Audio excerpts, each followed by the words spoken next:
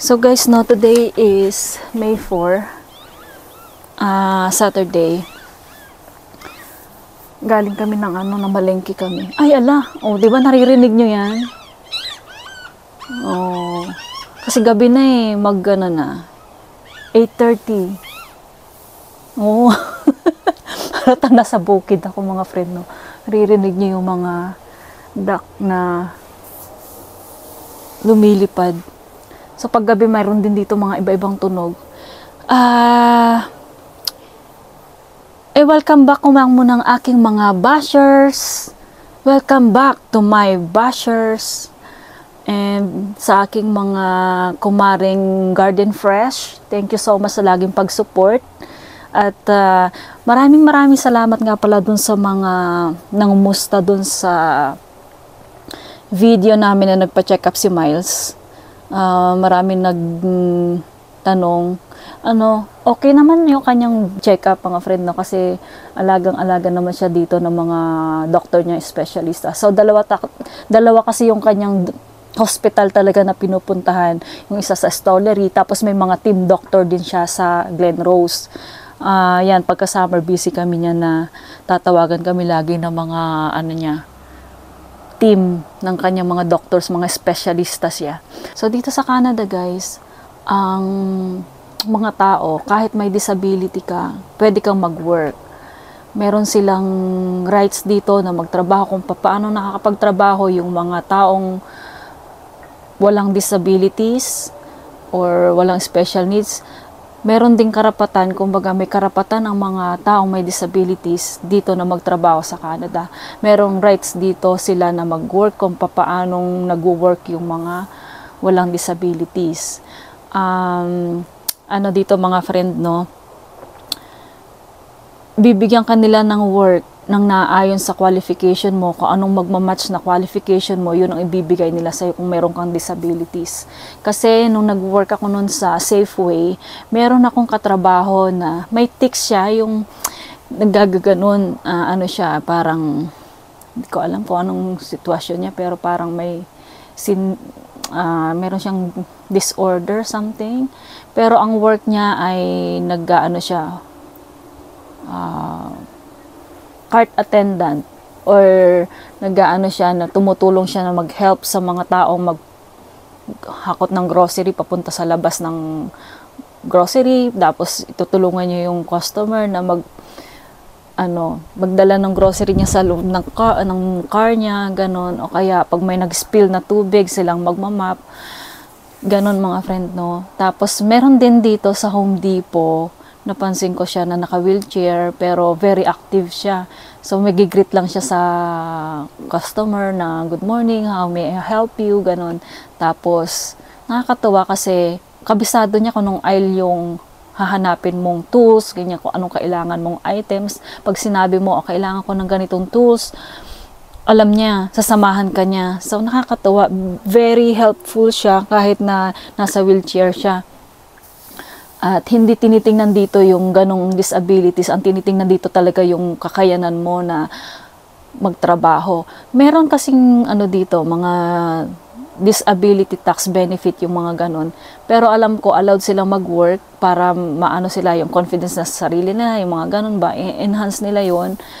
Although meron silang mga nare-receive na mga benefits galing sa government, as long as hindi sila sosobra sa limit ng work or ganon, or hours, or para makaklaim pa rin sila ng benefits sa government. Depende, hindi ko lang masyadong sure. Pero allowed silang mag-work dito as long as na willing ka or may intention ka talagang mag-work or maging independent dito sa sarili mo. Ganon kasi dito mga friend, ini-encourage nila yung mga tao na maging independent, kayanin mo, kung kaya mo lang din naman, ini-encourage sila. Kaya yung may mga disabilities na yan, mga friend, talagang pinupush sila na mag-aral or maging independent. Pero yung mga katulad naman ni Miles na talagang lifelong na yung disabilities nila, yun lang may support talaga sa government. Kahit hindi na sila kailangan mag-work, ganun. Pero yung mga capable, kahit na physically disabled sila, pero capable naman sila mentally, yun, inaalaw sila mag-work. Ganon mga friend, no? At halimbawa kapag ako, nag-apply ako ng full cart attendant, halimbawa lang tapos may kasabay akong may disability, ang mas pipiliin ay mas siya kaysa sa ako, kasi ako mas capable pa akong maghanap ng ibang work. Halimbawa, pwede pa akong mag-work sa ibang department or na mag-match din sa akin. Mga ganon, kaya nakakatawa dito sa Canada, di ba? Patas lang ang laban, kumbaga hindi nila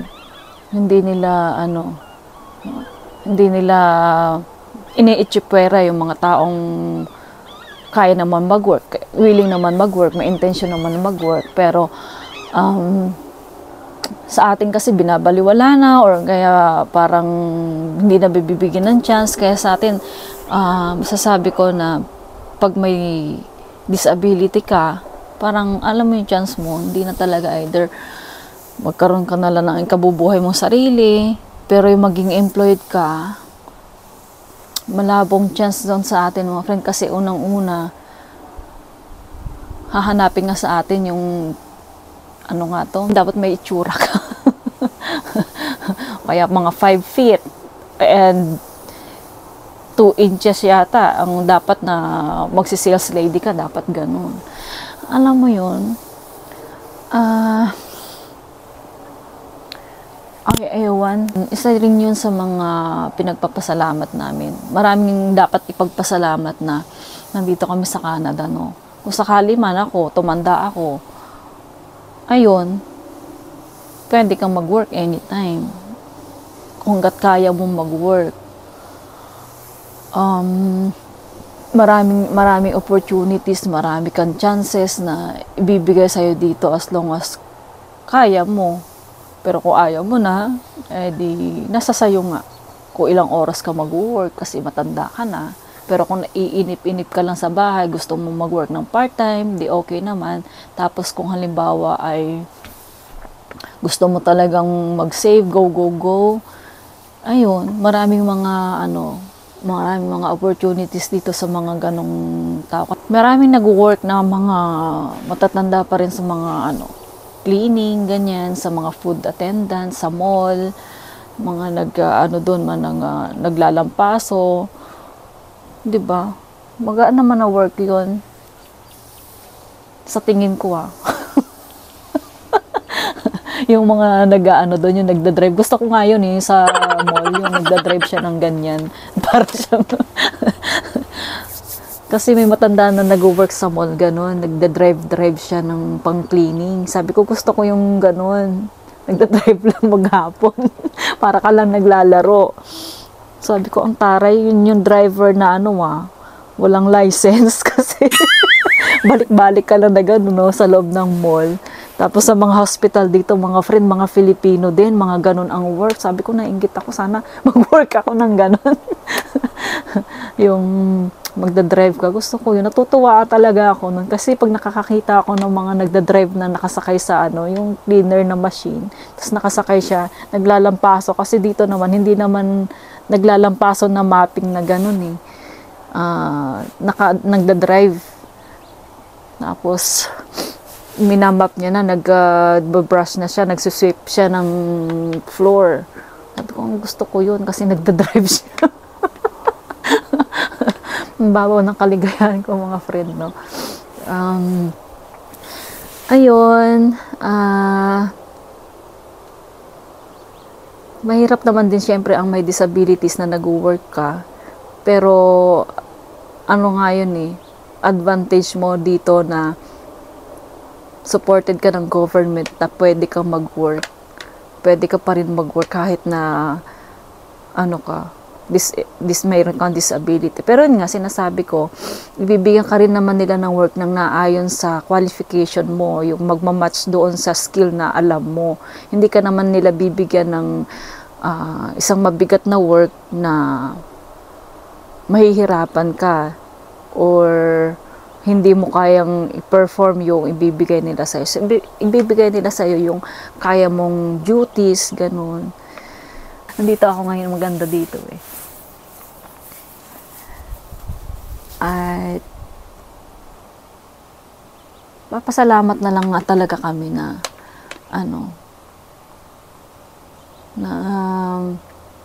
marami dito, napakalawak ng bakod mo kapag nasa Canada ka. Napakalaki ng gagalawan mo, napakalaki ng, kumbaga sa isang dagat, marami kang pwedeng mapamingwitan ba. Napakalawak na opportunities mo. Kaya yun ang pakiramdam ko na nandito ako sa Canada. Malaki ang yung gagalawan mo. Huwag ka lang mag-stick doon sa nasa bakuran mo. Ikaw dapat talagang i-explore mo kung ano yung mga dapat mong explore, ganon. Pero ako ay masaya ako na masaya ako na maghapon kami magkasama ni Ate Miles tsaka ni Ashton. Tapos si Daddy na lang namin yung nag-work. Siya na lang ang aming sugar daddy. Spoiled kami kay Daddy namin, kaya ayun, hanap din kayo ng Daddy na ma-spoiled at mga laging mag-thank you, laging mag-pray, at laging mag-iingat mga friend, no? Lagi sana kayong ingatan, lagi tayong ingatan ni Lord. Thank you very much sa laging pag-support, at please like and subscribe, and sa uulitin mga friend, smile and shine. Bye bye. Thank you.